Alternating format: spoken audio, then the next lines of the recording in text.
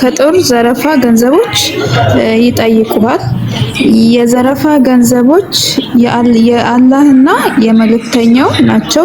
ስለዚህ አላህን ፍሩ፣ በመካከላችሁ ያለውንም ሁኔታ አሳምሩ፣ አማኞችም እንደሆናችሁ አላህንና መልእክተኛውን ታዘዙ በላቸው አለ። ስለዚህ ነገር እስቲ ከነ ማስረጃ ንገረኝ።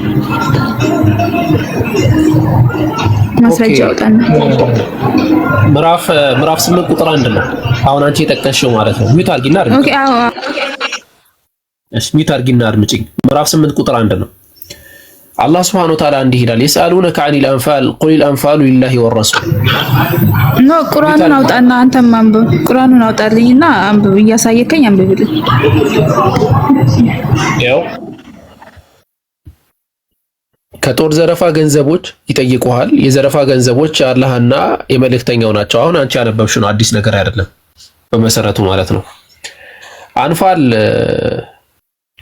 ብሎ ማለት ላይክ ኮንቴክስቹዋሊ በጣም ብዙ የሆነን ከጦር ምርኮ የሚገኝ ማለት ነው። አንፋል ብሎ ማለት የሱራው ስም ራሱ የምዕራፉ ስም ራሱ አልአንፋል ተብሎ ነው የሚጠራው። ምርኮ ማለት ነው፣ ወይም የጦር ምርኮ ማለት ነው። በአማርኛ ቋንቋ ዘይ የጦር ምርኮ ዘረፋ ተብሎ ሊገለጽ ይችላል፣ ይገለጻልም። ብዙ ጊዜ እንደዛ ሲገለጽ እንሰማለን። ስለዚህ እነዚህ የአማርኛ የቁርአኑን ወደ አማርኛ ሲተረጉሙት የስአሉነከ ዐኒል አንፋል የሚለውን አንፋል የሚለው ምን ብለው ተረጉሙት? እነሱ ዘረፋ ብለው ተረጉሙት ማለት ነው። ዘረፋ የሚለው ግን የተፈለገበት ምንድነው? የጦር ምርኮ ነው። የጦር ምርኮ ብሎ ማለት ሰዎች ሲዋጋሉ ጦርነት ይገባሉ። ጦርነት ከገቡ በኋላ ካሸነፉ የሚማርኩት ነገር አለ። ያ ምርኮ ተብሎ ይጠራል። ስለዚህ በአማርኛ ቋንቋ እንደዛ ተብሎ ይተረጎማል። አንዳንድ የቁርአን ትራንስሌሽኖችን አሳይሽ፣ ለምሳሌ እዚህ ጋር ማለት ነው። አንድ አፍታ ኦኬ፣ ይሄንን ለምሳሌ እንመልከተው።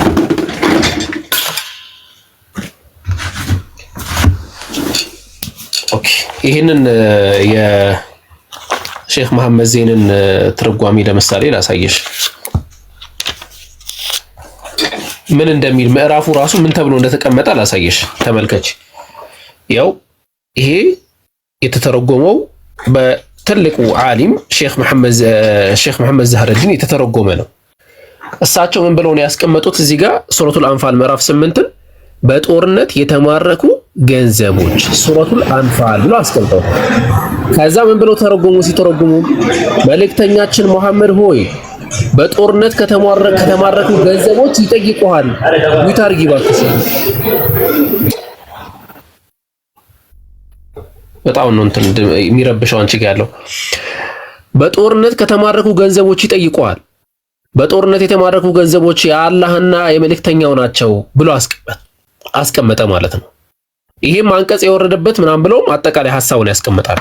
ነገር ግን ኦልድ አማሪክ ላይ ወይም ደግሞ የቀደምት ሰዎች ለምሳሌ ይሄንን ትርጓሜ የተረጎሙት እነ አላህ ይርሐማቸውና እነ ሼክ መሐመድ ሳዲቅና መሐመድ ሳኒ ሀቢብ ምን ብለው ላይ አስቀምጠውታል? ዘረፋ ብለው አስቀምጠውታል።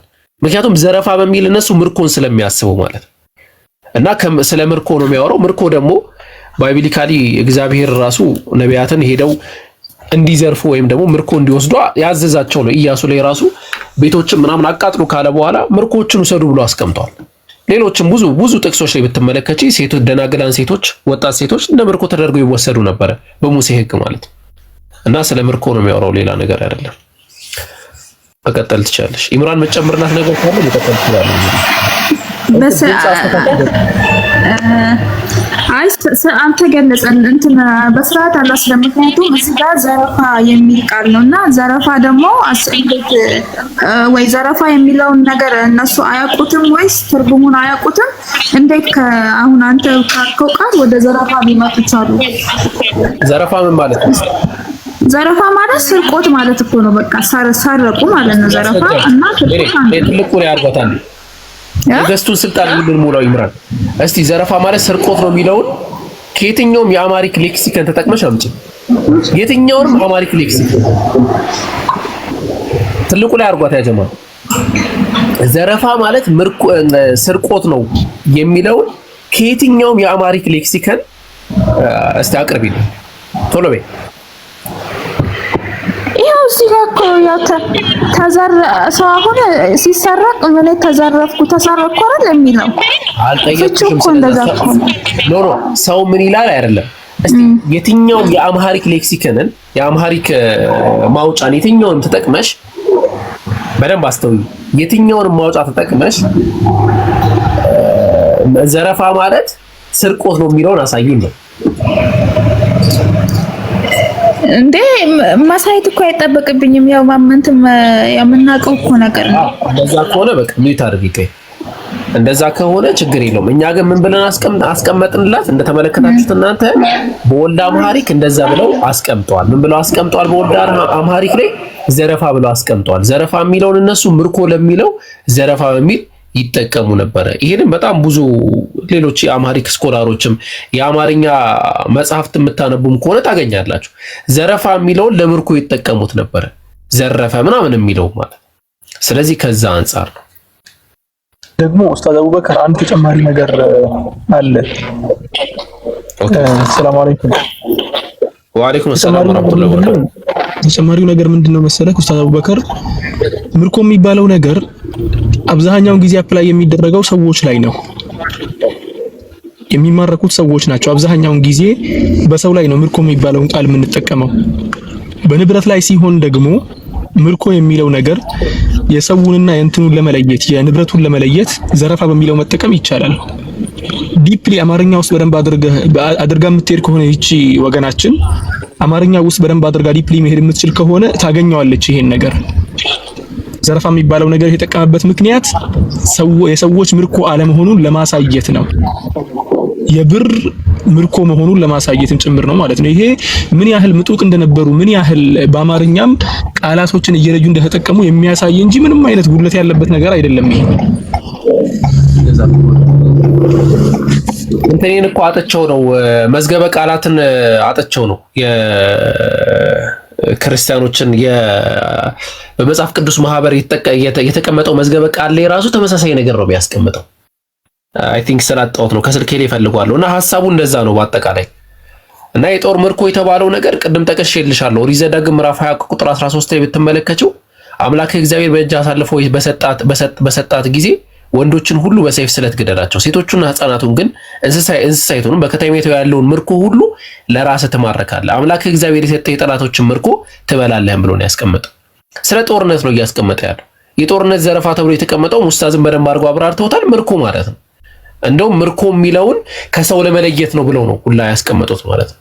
እና ያ ምርኮ በእስልምና አስተምህሮ ምርኮ የአላህና የመልእክተኛው ነው ማለት እነሱን ወስደው ማከፋፈልም የተለያየ ነገር የማድረግም ኃላፊነት የአላህና የመልእክተኛው ነው ማለት ነው። በሐዲስ በሰሒህ ሐዲስ ላይ ነብዩ መሐመድ ሰለላሁ ዐለይሂ ወሰለም ይሄ እኮ ወስጄ እኔ ራሴ ምን አሉ ወደ እናንተ የማስተላልፈው ነው፣ ለእናንተ የምሰጠው ነው፣ ለእናንተ ማስተላልፍላችሁ ነው ብለው አስቀምጧል።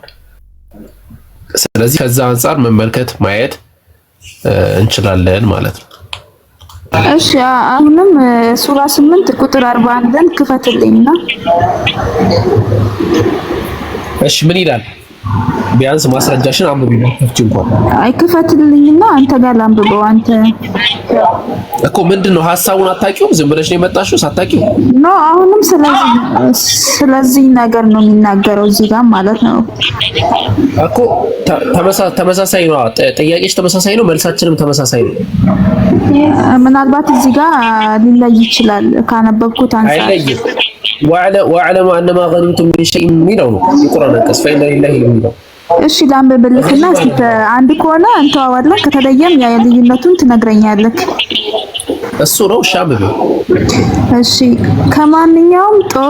ከማንኛውም ነገር በጦር ከከሃዲዎች የዘረፋችሁትም 1/5 የአላህና የመልእክተኛው ለነብዩ ነጠላ ሰረዝ ያደርግና ለነብዩ የዝምድና ባለቤቶችም ለየቲሞችም ለምስኪኖችም ለመንገደኛም የተገባ መሆኑን እወቁ። በአላህና በዚያም እውነትና ውሸት በተለየበት ቀን ሁለቱ ጭፍሮች በተገኙበት በብድር ቀን በባሪያችን ላይ ባወረድነው የምታምኑ ችግር የለውም። ሐሳብሽን ብቻ ይሄንን እወቁ። አላህም በነገሩ እንደዛ ይላል። እሺ እኮ ምንድን ነው እዚህም ጋር ዘረፋ የተባለው ምርኮ ማለት ነው። ምርኮ ማለት ነው። ኦኬ እነዛ ከካዲዎች የተባለው እነዛ ካዲዎች እነማን ናቸው? ተዋጊዎች ናቸው። እነዛ ካዲዎች ተዋጊዎች ናቸው። ምዕራፍ 8 ቁጥር 39 ላይ ከፍ ብለሽ ብትሄጂ ምን ይላል? ሁከትም እስከማትገኝ ሃይማኖትም ሁሉ ለአላህ ብቻ እስከሚገኝ ድረስ ተጋደሏቸዋል። ተጋደሏቸው ለሚለው የገባው የአረብኛ ቃል ብትመለከችው ወቃቲሉሁም ነው የሚለው። ወቃቲሉሁም ማለት ተዋጓቸው፣ ተጋደሏቸው ማለት ነው። መጋደል የሚለው ደግሞ እኔም አንቺም እንደምናውቀው አንድ ሰው የሚያደርገው ነገር ሳይሆን ሁለት አካላት አንድ ላይ የሚፈጽሙት ነገር ነው። ወጊ ተወጊ፣ ተከላካይ መካች ያለበት ሁኔታ ነው ውጊያ ተብሎ የሚጠራው ማለት ነው። ስለዚህ አላህ Subhanahu Wa Ta'ala ከነዛ ከካፊሮች ጋር ውጊያ እንደነበረ ምዕራፍ 8 ቁጥር 38 ላይ በደንብ አድርጎ አስቀምጧል። ከካፊሮች ጋር ውጊያ አለ። ለነዛ ካፊሮች ደግሞ ውጊያ ለሚፈጠረው ውጊያ ከተመለሳችሁ እንምራችኋለን ብሎ አላህ ራሱ አስቀምጧል። ከዛም በኋላ ደግሞ ፊትና እስካትኖር ድረስ ደግሞ እንድንዋጋቸውም አላህ ደግሞ አዟል በጊዜው ማለት ነው። ያ ነገር ከታዘዘ በኋላ ውጊያ ከተፈጸመ በኋላ የሚታወቅ ነገር አለ። ተሸናፊ ፓርት አለ። ተሸናፊ ሰው ደግሞ ካለ አሸናፊ ተሸናፊውን ይማርካል። ቅድም ምን ተመልክተናል አይደለም እንዴ? አምላክ እግዚአብሔር በእጅ አሳልፎ ይሰጣችኋል እና አምላክ እግዚአብሔር በእጅ አሳልፎ በሰጣት ጊዜ አለ ወንዶቹን ሁሉ በሰይፍ ስለት ገደላቸዋል። ሴቶቹና ህፃናቱን ግን እንስሳቱን በከተማይቱ ያለውን ምርኮ ሁሉ ለራስ ተማርካል። ምክንያቱም አሸናፊ ስለሆነ ይማርካል ማለት ነው። ስለዚህ እኛ ደግሞ በእስልምና አስተምህሮ ደግሞ የሚማረኩት እነዚህ ምርኮች የብር ምናምን ፊዳ ምናምን የመሳሰሉት ነገር ሲማረኩ ከማንኛውም ነገር በጦር ከካህዲያን የዘረፋችሁትን አለ በዚህ ትርጓሜ ላይ አሁንም ምርኮ ብሎ ነው የሚያስቀምጠው። የማረካችሁትን ብሎ ነው የሚያስቀምጠው። የማረካችሁትን ምን አድርጎ አለ? 1/5ኛውን እንደዚህ እያለ ህጉን አስቀምጠው። በአጠቃላይ ከዛ አንፃር መረዳት እንችላለን። እሺ አመሰግናለሁ። ሌላም ጥያቄ የለኝ። ጠይቃችሁ ጠይቂ። አሁንም ከቁርአን ላይ ነው ጠይቂ። ሱራ 4 ቁጥር 24። ኦኬ ጥያቄሽ ምንድነው? ላምብልካ አይ ሐሳቡን ብቻ አስቀምጪልኝ። ሐሳቡ ሳነብልክ እኮ ነው የሚገባክ። ሳላነብ ዝም ብዬ ሐሳቡን መግለጽ አልችልም። ይሄ ስለ ሴቶች ነው። ኦኬ እሺ። አዎ በቃ አሁን እያወራሽ ያለሽው በእጆቻችሁ ስለያዘ በምርኮ ወይም በምን ስለተያዙ ሴቶች ነው አይደል? ጥያቄሽ እሱ ነው። ኦኬ እዛ ጋር ጥያቄሽ ምንድነው?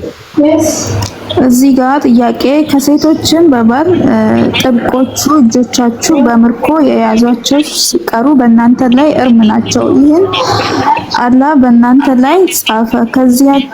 ከዚያችሁ ከተከለከሉ ወዲያ ጥብቆች ሆናችሁ ዝሙተኞች ሳትሆኑ በገንዘቦቻችሁ ልትፈልጉ ለእናንተ ተፈቀደ ይላል። እዚህ ጋር በገንዘቦቻችሁ ለእናንተ ተፈቀደ ማለት ምን ማለት ነው? ይሄንን እስቲ እንትን በልልኝ። ገንዘብ ተብሎ የጠራው ነገር በእስልምና አስተምሮ መሰረት ምን አለ መሰለሽ? በእስልምና አስተምሮ መሰረት አንድ ወንድ አንድ ሴትን ሲያገባ ወይም ከአንዲት ሴት ጋር ሲኗኗር ዝም ብሎ እንደ ተራ እቃ ዝም ብሎ መኗኗር ይችላል ማለት አይደለም። ስርዓት አለ፣ ያስቀመጠው የህግ ደንብ አለ እኮ። ይሄንን ያለበት ምክንያት አለው አይደል? አንዴ ቆይ። እስልምና ለሴቶች ከሰጠው አንዱ ክብር አንፃር መህር ተብሎ የሚጠራ ነገር አለ። መህር ብሎ ማለት አንድ ወር አንድ ሴትን ሊያገባት ወይም ሊያጫት ባሰበ ጊዜ የሚከፍለው ክፍያ ማለት ነው። ያ መህር በሴቷን ቤተሰቦችና በሴቷ ፍላጎት ይመነጫል ወይም ሐሳቡ ይቀመጣል። ከዛ በኋላ ደግሞ ያ መህር በባልዩ ይከፈላል ማለት ነው። ለዛ ነው ተመልክተሽ ከሆነ የእስልምና እንትኖች ላይ እንደዚህ መህር እንደዚህ መህር እንደዚህ መህር እንደዚህ መህር እንደዚህ መህር ተብሎ ይቀመጣል።